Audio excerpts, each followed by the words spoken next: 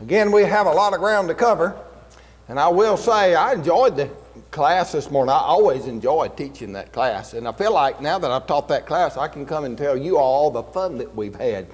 And that's what we'll do as we go through this. But the main thing we're trying to do is learn this, and I don't know how you like it. I love preaching this way, just going through Scripture, large portions of it, and kind of explaining things along the way, and this is real Bible study. Now, we've won 3 ribbons. This blue one here, that was won when I wasn't there. Does that tell you something? So I tell you, I'm not going to go to the Bible Bowl next time, okay? You're going to win a blue ribbon because I won't be there. What I'm going to do is we're going to go to the Fruit Hardeman lectures that Sunday after that Sunday morning, and I'll miss the Bible Bowl. So, you know what's expected. Okay, a blue ribbon is what I want to hear my phone go off again like it did last time when you get it, and we'll have a blue ribbon. Now, to do this, you need to read this. Okay, start off Matthew 21, 22, 23, and 24. And for the test Wednesday, it's going to be a big test. Matthew 21, 22, and 23, since we didn't have one last Wednesday. So we've got a lot ahead of us, don't we? Now let's get through this, but look at these memory verses. They say unto him, Caesar's. Okay, let's stop right there. Because I told the class this morning, this is kind of fun I have back there. See, they were not ordering salad dressing. Okay, now you think, why would a preacher say something so foolish? Well, there's usually a point to this foolishness. Now, if you were down at the restaurant and somebody's ordering salad and somebody said, well, they said Caesar's, well, you'd think they're talking about salad dressing, wouldn't you? But then when you read this in the Bible, you think, well, that's probably not salad dressing, that's something else. Why would we have the different idea, the same words? Why would we think it's context? Context. The very idea that they would be ordering salad dressing is silly, isn't it? When it says they said unto him Caesar's. But it's not any sillier than some of the things I've heard people say out of context when they come to the Scriptures. And you can't just lift a little piece of the Bible out and say, well, look, it says this, and ignore the context, can you? Okay, so there's a little lesson there right as we begin. Let's get to these memory verses. You'll remember that because that little illustration, won't you? You'll remember that. Okay. They say unto him, Caesar's.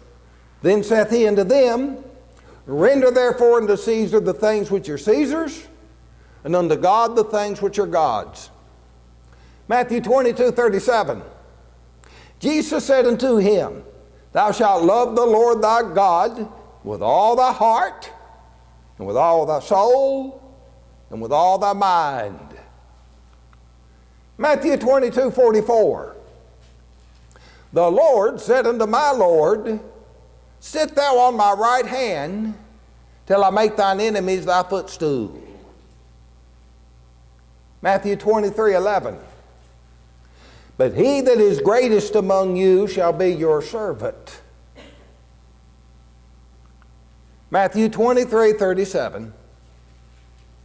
O Jerusalem, Jerusalem, thou that killest the prophets, and stonest them which are sent unto thee, how often would I have gathered thy children together, even as a hen gathereth her chickens under her wings, and ye would not. Okay, let's get into the text now. Remember, Jesus has come to the temple, and he's been teaching in the temple. And now, this Jesus, the prophet of Nazareth, here in the temple with all of these wise experts and those that take pride in their knowledge of the things of God, and one by one they come up to challenge him. They don't know what they're up against, do they? Something about this reminds me of the story when Jesus was 12. And he was in the temple, and remember his parents came and found him there, and the men were gathered, and they marveled at the things that young boy said. He's no young boy now.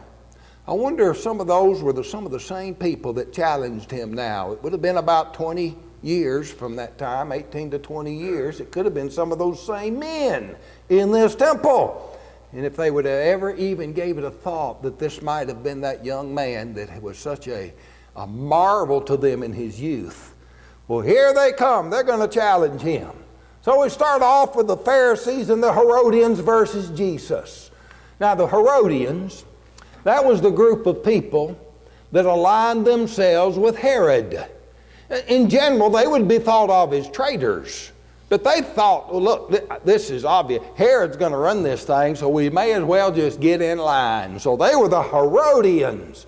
Now, the Pharisees didn't like Herodians. And the Herodians probably, they didn't care much for Pharisees. But they had a common enemy. And you know the old saying, the enemy of my enemy is my friend. So the Pharisees and Herodians come and they're going to try to trap Jesus in their words. Here they go. Then went the Pharisees and took counsel how they might entangle him in his talk. And they sent out unto him their disciples with the Herodians, saying, now Lord would say, Master, we know thou art true, and teachest the way of God in truth. Neither carest thou for any man, for thou regardest not the person of men. You know what they're doing? They're trying to throw him off guard. Flattery will do that, don't you? Now, everybody likes to be praised. But even when you're being praised, you better keep your guard up. Jesus knew. Jesus wasn't going to be fooled by this flattery. They are buttering him up, hoping to catch him, and it's not going to work. See, they didn't know who they're dealing with. Jesus knew what they were up to, and he knew what they were thinking. And he knows what we're thinking too, doesn't he? And we need to remember that. So, here's what they say. Tell us therefore, what thinkest thou? Is it lawful to give tribute unto Caesar or not? You see the question? If he says, oh no, don't give tribute to Caesar, well, those Herodians could go run and tell Herod on him, and that'd get Jesus in trouble. And if he was to say, give unto Caesar, then the Pharisees, knowing the prejudices of the people and how they despised Caesar, would have stirred the people up against him. They thought they had him in a tight here, in a corner he couldn't get out. But they didn't know what they were up against. Jesus knew, and he knew they were wicked. Look, Jesus perceived their wickedness, didn't he? And said, why tempt ye me, you hypocrites? Right there in front of everybody. He knew what they were, and he exposed them for what they were. All that niceness, he wasn't going to change this. They couldn't pour honey over this and fix it. So he says, you hypocrites. And here he goes. Show me the tribute money. And they brought him a penny. And he said unto them, whose image and subscription? And they said, Caesar's. See, Caesar had his head printed on a penny. You know, we got little pennies, got Lincoln's face, a head on it, don't he? On our penny, one of our presidents. Want me to tell them about the other fella? Isn't it George Washington is on the quarter, and our greatest president, probably best president we've ever had, is on the nickel. He's the buffalo, isn't he? Okay, so we put little inscriptions there on the coins. Well, they had an inscription of Caesar. They said, who's it? He said, Caesar's. So Jesus said wisely now, he says, render unto Caesar the things that are Caesar, and unto God the things that are God's. And when they heard him say these words, they marveled and left him and went their way. You see, Jesus recognized there's a role for civil authorities. You take your money, get $1, look at it. Why is that little piece of paper worth $1? I mean, you could use that for a Kleenex. That wouldn't be $1, would it? Some of them have 100 on it. $100, just a little piece of paper. It's not because of by the value of the paper. It's because of the government. That's what gives that value. Money, its value. Government serves a purpose in keeping society civil. And that's what it's supposed to do. And it costs to do that. Now, we don't like to pay taxes, but we know we need a civil society. So we need a civil government to hold that in line and give some order and can give value to things such as paper money. So, render to Caesar the things that are Caesar's, unto God the things that are God's. And with that, he answered their question. And they didn't trick him, did they? Now, The Sadducees, they're going to try. You remember the Sadducees. Remember, they're sad, you see. And the reason they're sad, they don't believe in the resurrection. Well, no wonder they're sad. Well, now they thought they had a story that would really throw Jesus off and show just how absurd this whole resurrection idea was. And to understand this story, you got to understand the law of Moses. Now, way back in Moses' time, here's what would happen. A lady'd marry a man, and they didn't always live happily ever after. Sometime the man would die. And when he died, his brother was supposed to marry her and have children by her in his brother's name. Now that was the law. So the Sadducees thought, boy, we'll tell a tale that'll make this whole thing look ridiculous. And here's how they go. The same day came to him the Sadducees, which say there is no resurrection, and asked him, saying, Master, Moses said, if a man die having no children, his brother shall marry his wife and raise up seed to his brother. Now there were with us 7 brethren. And the first, when he had married a wife, deceased, and having no issue, left his wife to his brother. Likewise the second also. And the third. Unto the 7th. Boy, what if you was about brother 5, 6, or 7? Wouldn't you start getting worried about this woman? You know, that'd just kind of worry you, wouldn't it? But now look at this woman having to do all this. Here's what it says about her. Last of all, the woman died also. I bet that'd kill most any woman, wouldn't it? So she died after all of this. Now, therefore in the resurrection, whose wife shall she be? For they all had her. And they thought how silly that would be to raise up, and here they are, 7 brothers, all after this one woman, all saying she's his wife. Doesn't that make this whole resurrection thing look silly? Well, here's what Jesus answered. He said, you do err, not knowing the Scriptures, nor the power of God. Now they had 2 problems. They didn't know what their Bible really taught. And they didn't know the power of God. They didn't know how God did things. They didn't know what God's plan for all this was. And he starts off with that. He tells them something that they didn't know. He knew, and they couldn't have known this. But he explains, in the resurrection, they neither marry nor are given in marriage, but are as the angels of God in heaven. Now, they wouldn't have known that, but by the power of God, that's the way it's going to be. And it's not talking so much about relationship as it is a special marriage relationship when it comes to procreation. We're not going to go to heaven and start having a bunch of babies and things. That is part of marriage, but that's not what happens after the resurrection. We're going to be like the angels. And so you don't have this marriage covenant in that regard when it comes to the resurrection. Doesn't mean we won't know each other. And I sometimes tell Lori, I don't know how we'd ever get to eternity without her being my best friend in eternity. I mean, I've known her here, and surely I'll know the relationship I've had with her, and we'll probably still like each other up there. So that will work, but we're not going to go up there and have more children, you see. And so they didn't realize that. They didn't understand the power of God, but they didn't know their Bible either.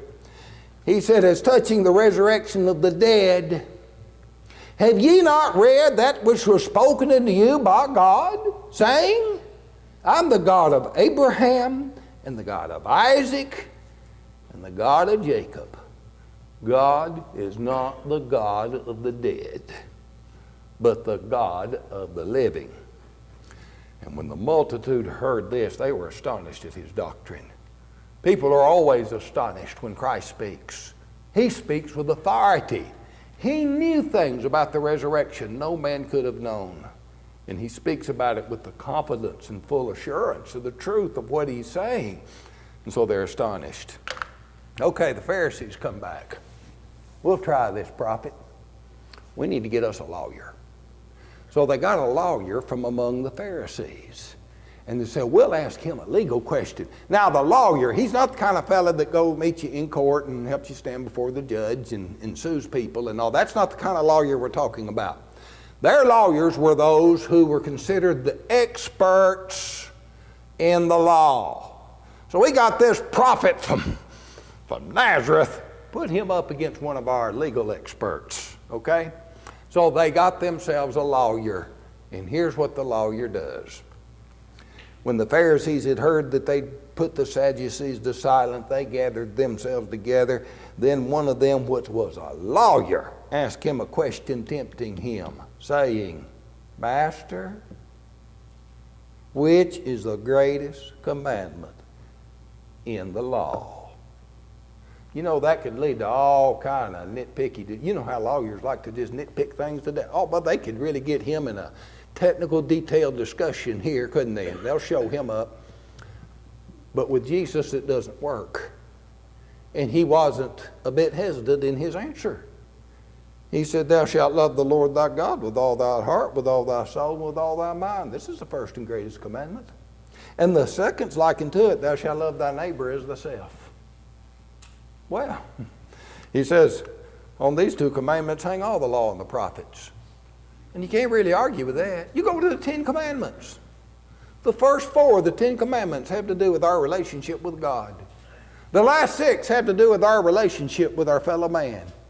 Everything in the law and in the prophets has to do, first of all, with our relationship with God, and secondarily to that, how we treat each other as fellow men. So Jesus answered the question. In another account, the lawyer says, Thou hast well said. The lawyer that they put to entrap Jesus wound up commending him. Now, it's Jesus' turn. You ask me questions, let me ask you a question. So Jesus turns the tables. I'll ask you a question. While the Pharisees were gathered together, Jesus asked them, saying, What think ye of Christ? Whose son is he?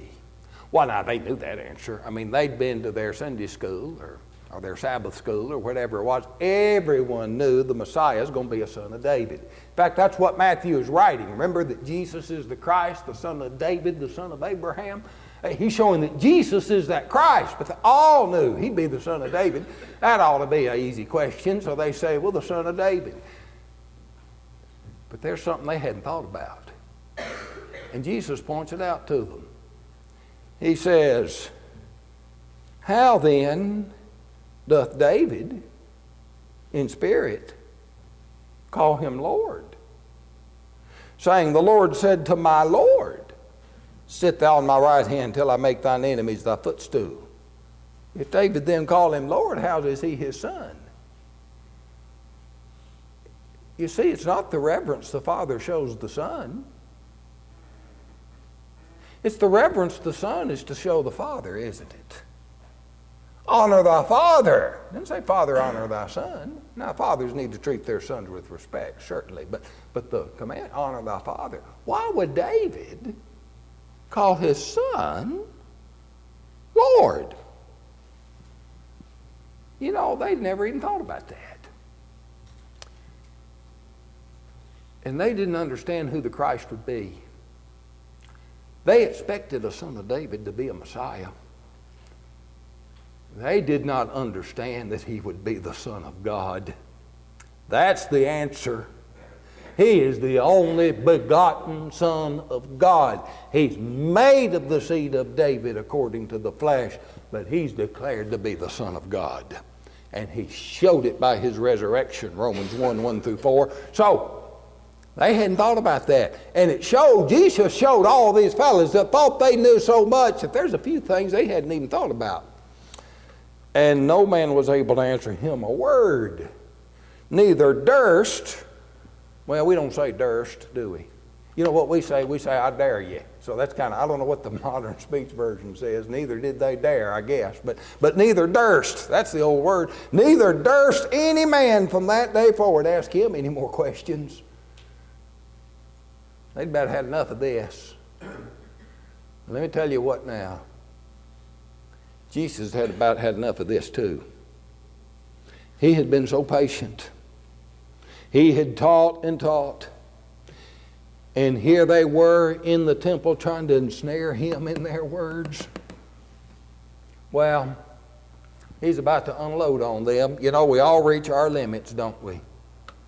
And the wrath of God. There's none more patient than God, but God has his limits too. And you don't want to fall into the hands of God, not when He's in His wrath. And Jesus has just about had it. And right in front of everybody, He's going to unload on them in a manner that you have not seen anywhere in all the Bible. Now, you go back and read those old prophets, and they can be scathing in what they say as they condemn others for their neglect and their sin, but nothing like this. And so here it goes. Chapter 23. And I'm putting all this in one section. And here's Jesus rebukes the hypocrites. Then spake Jesus to the multitude and to His disciples, saying, the scribes and Pharisees sit in Moses' seat. Therefore whatsoever they bind, you observe. That observe and do, but do not ye after their works, for they say and do not. For they bind heavy burdens and grievous to be borne, and lay on men's shoulders, but they themselves will not move them with one of their fingers. But all their works they do to be seen of men. Oh, he's making fun of how they dress. They'd have these robes, and they'd be like the boar. They'd make big wide, but they thought that made them look so much better. Had this big wide border, and they'd wear these trinkets, and he started making fun of how they looked. He says, they make broad their phylacteries, and enlarge the borders of their garments, and love the uppermost room of the feast, and the chief seats in the synagogues, and greetings in the markets, and to be called Rabbi, Rabbi.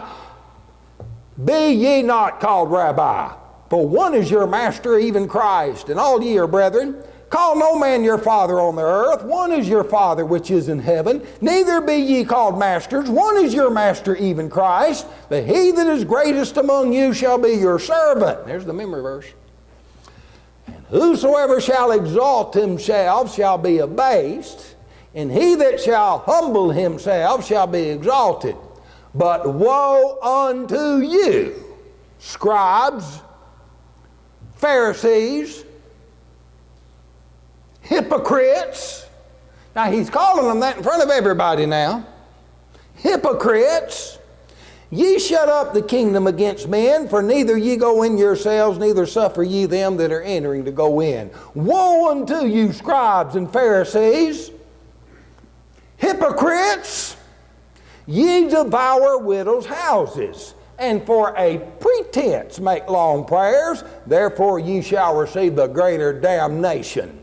Woe unto you, scribes and Pharisees, hypocrites! For you compass sea and land to make one proselyte, and when he is made, you make him twofold more the child of hell than yourselves. Woe unto you, ye blind guides, which say, whosoever shall swear by the temple, it is nothing. But whosoever shall swear by the gold of the temple, he is a debtor. Ye fools and blind. For whether is greater, the gold or the temple that sanctifieth the gold? And whosoever shall swear by the altar, it is nothing. But whosoever shall swear by the gift that's upon the altar, he is guilty. You fools and blind. For whether is greater, the gift or the altar that sanctified the gift? Whoso therefore swear by the altar sweareth by it and by all things thereon. And whoso swear by the temple sweareth by it and by him that dwelleth therein. And he that shall swear by heaven sweareth by the throne of God and by him that sitteth thereon. Woe unto you, scribes and Pharisees, hypocrites! For ye pay tithe of mint and anise and cumin, and have omitted the weightier matters of the law, judgment, mercy, and faith. These ought ye have done, and not left the other undone. Ye blind guides, which strain in a gnat and swallow a camel. Woe unto you, scribes, Pharisees, hypocrites! You make clean the outside of the cup and platter, but within they're full of extortion and excess. Thou blind Pharisee, first clean that which is within the cup and platter, and the outside may be clean also. How'd you like somebody bring you a cup And it's all nice and pretty and clean, and you look at the inside and it's filthy. Well, that's not the way you clean a cup. You clean the inside. And that's the way these Pharisees were. Oh, they like to look all so fine and dandy and clean and wonderful and holy and righteous on the outside, and inside they were filthy.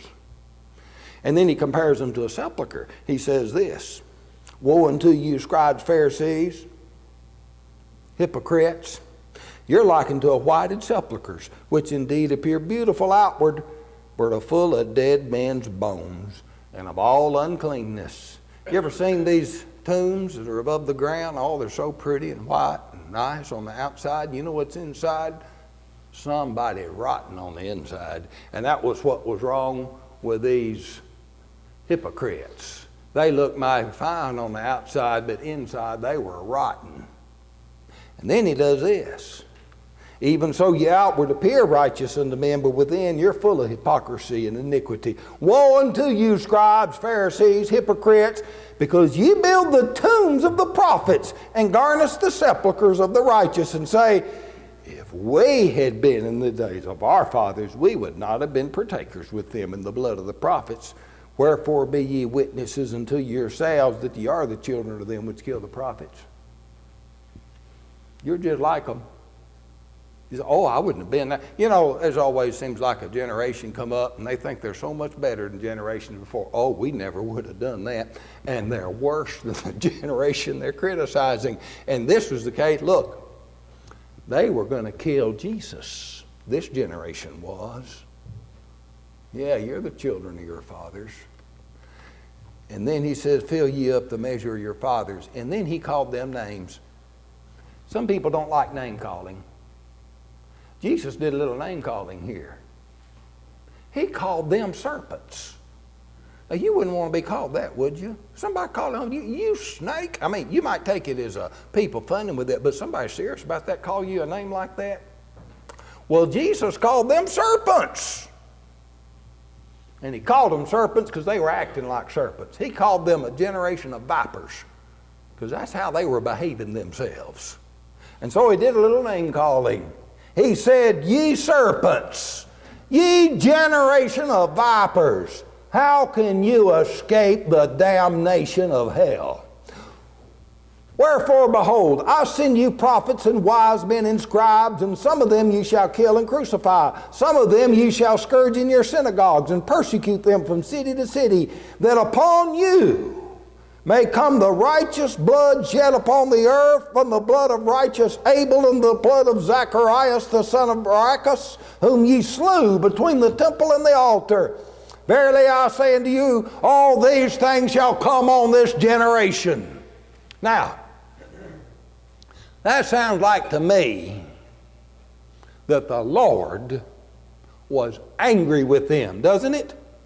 You better believe it. He is angry with them. Let me tell you something, and some of you know this. When you are grieving, sometimes it shows itself in anger. And sometimes it shows itself in grief. And Jesus loves them. That's why he is so angry at them. And he is grieving over them. And this anger turns to grief. Oh. You know, that's not even a word. That's just a letter, isn't it? That's a groan. That's what that is. Oh, Jerusalem, Jerusalem. This reminds me of David. Oh, Absalom, my son, my son. Oh, Jerusalem, Jerusalem, do you hear the grief? He's still mad. Thou that killest the prophets, stoneth them that are sent unto thee. How often would I have gathered thy children together, even as a hen gathereth her chickens under her wings, and ye would not. Behold, Your house is left to you desolate. Now he's talking about the temple. You know, he'd gone to that temple and he'd called it my Father's house. Remember in the tribute money, they said, should we pay tribute money? This was tribute for the temple, upkeep of the temple. He said, well, the children of the king, they don't have to pay the tribute money, but lest any be offended, go catch a fish, you give the money from the fish's mouth. You remember that story? It's his house. This is my house, my Father's house. And in a sense, there was a manner in which they understood that God dwelt with them in the temple. Goes back to the tabernacle in the wilderness, when the glory of God shone in the tabernacle, so much so that the face of Moses shone, and he had to put a veil over his face until the glory subsided. And then when that temple was built in the days of Solomon, the glory of the Lord filled the temple so much they could not enter therein for the glory of God's presence. But never was it more glorious. They didn't realize it. But never was that temple more glorious than when Jesus walked through the halls of that temple and Jesus was in the midst of that temple. This is God with us. He'd clean that temple out twice. You've turned my Father's house into a den of robbers. He cleaned it out twice, and they just keep polluting it. Now he's had enough. Your temple, your house. I'm not going to be here anymore. He's about to walk out. The glory of the Lord is going to depart from that temple, never to return. Behold, your house is left to you desolate. And he says, for I say unto you, you shall not see me henceforth. You're not going to see me anymore. Not here. You're not going to see me here anymore. Till you shall say, blessed is he that cometh in the name of the Lord. We're going to find out what that means, or at least explore that when we get to the next chapter, when he tells them not one stone's going to be left on another, and we'll find out about that. But that gets us to the end of chapter 23, and there we are. Okay, the glory of the Lord in the temple.